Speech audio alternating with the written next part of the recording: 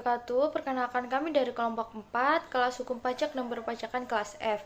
Di sini kami akan mempresentasikan hasil diskusi kami terkait dengan perjanjian penghindaran pajak berganda atau biasa disebut P3B atau tax treaty pada negara Hong Kong, Qatar, dan juga negara Jerman.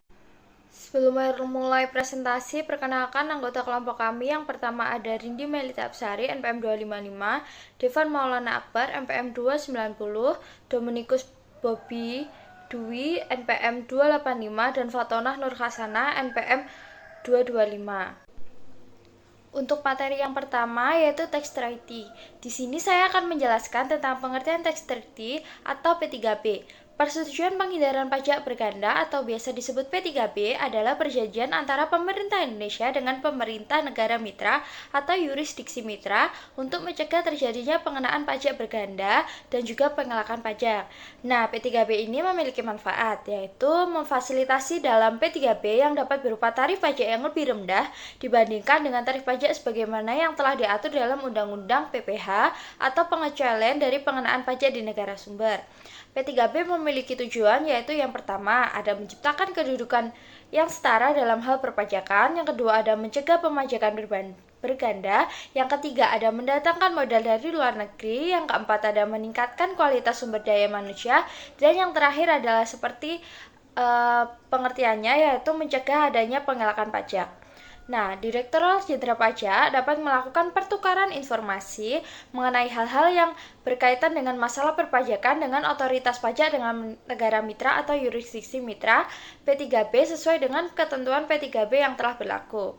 Di mana Direktorat Jenderal Pajak dapat meminta informasi kepada wajib pajak atau pihak lain mengenai hal-hal yang berkaitan dengan masalah perpajakan akan dipertukarkan. Apabila wajib pajak atau pihak lain memenuhi permintaan informasi tersebut, maka mereka dianggap sebagai wajib.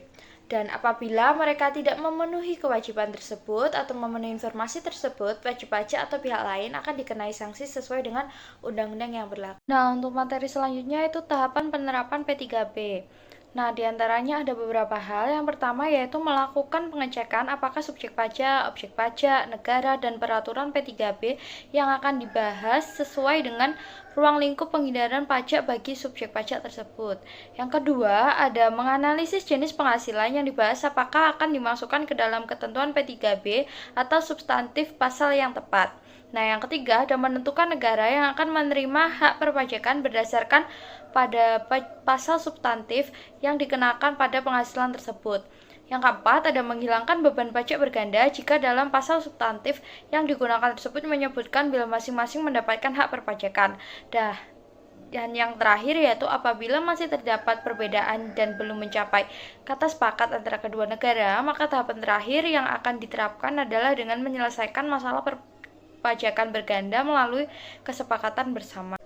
Nah, selain itu ada alasan diadakannya P3B ini. Di antaranya yaitu yang pertama, hal ini diadakan untuk upaya menghindari terjadinya pajak berganda di antara dua negara. Yang kedua yaitu dengan adanya P3B diharapkan dunia usaha semakin berkembang dan pelaku bisnis mendapatkan kepastian hukum mengenai kewajiban sebagai wajib pajak. Dan yang terakhir yaitu untuk mendatangkan banyak investor karena penduduk asing hanya perlu membayar pajak di negara mereka berkedudukan. Jadi mereka tidak perlu membayar di negara yang akan mereka buka usaha seperti itu.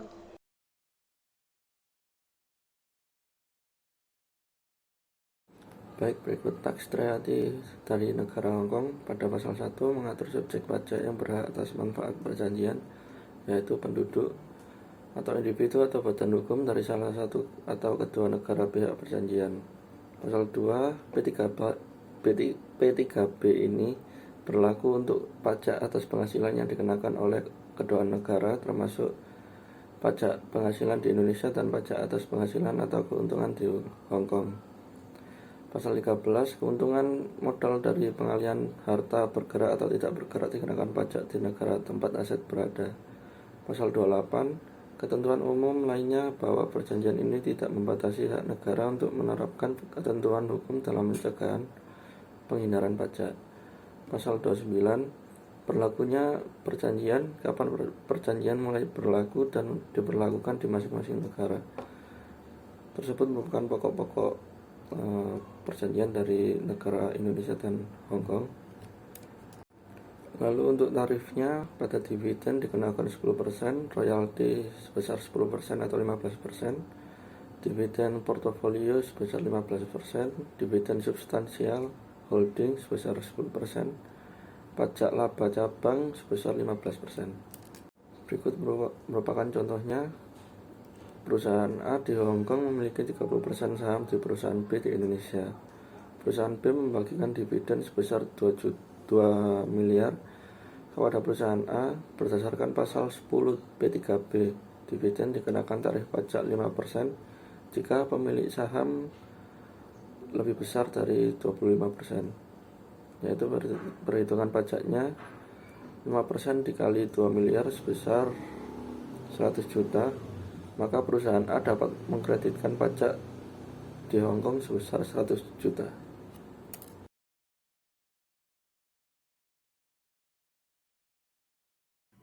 Materi selanjutnya yaitu teks reality Qatar.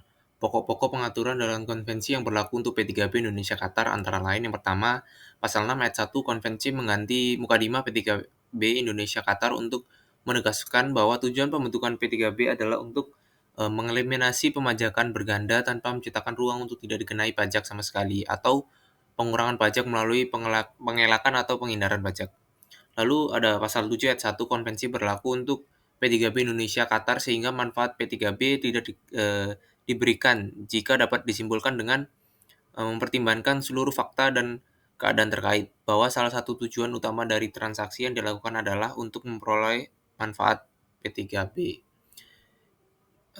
Manfaat pertama yaitu dalam pasal 16 ayat 1 kalimat kedua konvensi mengganti pasal 25 ayat 1 kalimat kedua P3B Indonesia Qatar sehingga permohonan untuk persetujuan bersama harus diajukan dalam waktu 3 tahun sejak pengenaan pajak yang tidak sesuai dengan P3B Indonesia Qatar. Dan ayat 2 kalimat kedua konvensi berlaku untuk pasal 25 ayat 2 P3B Indonesia Qatar sehingga persetujuan bersama yang dicapai dilaksanakan terlepas dari batasan waktu menurut peraturan perundang-undangan domestik. Selanjutnya itu tarif pajak.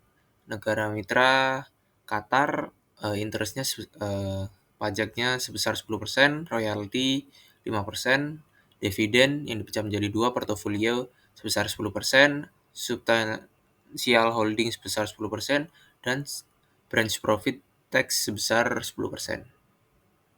Lalu ada contoh perpajakannya. Contohnya seorang investor dari Qatar yang bernama Sheikh Jassin Taha memperoleh dividen dari kepemilikan saham perusahaan di Indonesia PT Nusa Energi Tbk sebesar 1 miliar. Berdasarkan perjanjian mutual P3B Indonesia Qatar, maka potongan pajaknya sebesar 10%. PPh 26 dividen tax reality sama dengan 10% dikalikan dengan 1 miliar. Jadi wajib pajaknya sebesar 100 juta rupiah. Nah, selanjutnya kita akan membahas mengenai tax treaty atau bisa disebut juga dengan persetujuan penghindaran pajak berganda atau P3B antara Indonesia dan Jerman. Nah, persetujuan penghindaran pajak berganda atau P3B atau bisa disebut juga dengan tax treaty antara Indonesia dan Jerman mulai berlaku sejak tanggal 1 Januari tahun 1992. Nah, perjanjian ini itu bertujuan untuk menghindari pajak berganda dan mencegah pengelakan pajak dalam hubungan perpajakan kedua negara. Nah, selanjutnya kita akan membahas mengenai pokok-pokok pembahasan P3B antara Indonesia dan Jerman. Pada pasal 1, mengatur mengenai subjek pajak yakni orang dan badan yang merupakan penduduk dalam negeri, salah satu atau kedua negara pihak pada persetujuan. Nah, negara pihak pada persetujuan ini yakni Indonesia dan Jerman. Lalu pada pasal 2, mengatur mengenai pajak yang dikenakan atas objek pajak di negara masing-masing. Yang pertama di Republik Federal Jerman, pajak yang dikenakan meliputi pajak penghasilan, pajak perseroan, pajak modal, dan pajak perdagangan. Lalu untuk di Republik Indonesia, pajak yang dikenakan mencakup pajak penghasilan, pajak perseroan, pajak atas bunga, dividen, dan royalti. Lalu pada pasal 5, mengatur bahwa suatu lokasi bangunan atau proyek-proyek konstruksi atau instalasi dianggap sebagai suatu bentuk usaha tetap hanya apabila berlangsung untuk masa lebih dari 6 bulan. Nah, selanjutnya yakni pasal 13, mengatur bahwa jika objek pajak terkait dengan keuntungan modal yang berasal dari penjualan aset, maka pajak akan dikenakan di negara tempat aset tersebut berada. Lalu pada pasal 15, mengatur bahwa subjek pajak yang tinggal lebih dari 183 hari dalam setahun wajib membayar pajak atas penghasilan yang diperolehnya. Lalu pada pasal 28, mengatur mengenai saat berlakunya persetujuan. Persetujuan akan diberlakukan 1 bulan setelah pertukaran instrumen ratifikasi. Lalu pada pasal 29 mengatur mengenai berakhirnya persetujuan. Persetujuan berlaku tanpa batas waktu, kecuali salah satu negara menghentikan melalui pemberitahuan tertulis. Nah, selanjutnya kita akan membahas mengenai tarifnya. Nah, yang pertama untuk tarif interest itu diatur dalam pasal 11, yakni sebesar 10%. Lalu ada tarif royalti diatur dalam pasal 12, yakni ada 10% dan 15%. Dan juga ada imbalan jasa teknik sebesar 7,5%. Lalu untuk dividen, yang pertama untuk portofolio, yakni sebesar 15% dari jumlah kotor dividen jika penerimanya adalah pemilik yang berhak atas dividen tersebut. Lalu untuk yang dividen substansial holding yakni sebesar 10% dari jumlah kotor dari dividen jika penerimanya adalah perseroan tidak termasuk persekutuan yang memiliki secara langsung sekurang-kurangnya 25% dari modal perseroan yang membayarkan dividen itu. Nah, untuk tarif dividen ini diatur dalam pasal 10. Lalu yang terakhir ada branch profit tax, itu juga diatur dalam pasal 10 yakni sebesar 10%. Nah, selanjutnya kita akan masuk ke dalam contoh perhitungannya. Untuk soalnya yakni PT Indotex di Indonesia membayar royalti sebesar 1,5 M kepada PT Greentex di Jerman.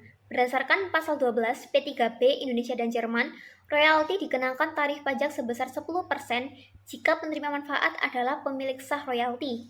Jadi, hitunglah pajak royalti yang harus dibayar di Indonesia dan bagaimana mekanisme penghindaran pajak berganda dapat diterapkan. Nah, untuk pembahasannya, yakni kita menghitung dulu pajak royalti yang dikenakan. Tarifnya kan sebesar 10%, lalu dikalikan dengan 1,5 M, hasilnya sama dengan 150 juta rupiah. Nah, jadi pajak sebesar 150 juta rupiah itu akan dibayar di Indonesia dan PT Greentex dapat memanfaatkan mekanisme kredit pajak di Jerman untuk menghindari pajak berganda sesuai dengan ketentuan P3B. Sekian video presentasi dari kelompok kami. Semoga apa yang kami sampaikan dapat bermanfaat. Sekian, terima kasih. Wassalamualaikum warahmatullahi wabarakatuh. Audio Jungle.